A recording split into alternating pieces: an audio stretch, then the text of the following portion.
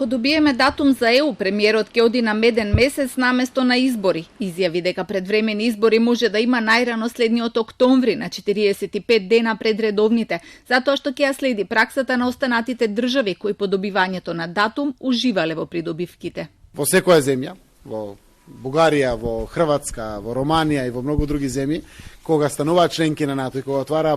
процес на преговори со Европската унија, го живеа буквално тој меден месец, односно месец кој што не се повторува, односно тоа е период кога буквално не можеме да очекуваме и во иднина дека ќе се повтори со таков сериозен позитивен импакт, и тоа се причините зашто мислиме дека треба да се оди на редовни избори. За ВМРО ДПМН споредбата е неоправдана. Во тие земји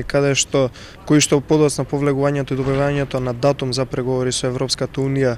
го добивале медениот месец, не биле влади кои што биле рекетари, кои што имаат секој ден огромни коруптивни скандали. Така да најверојатно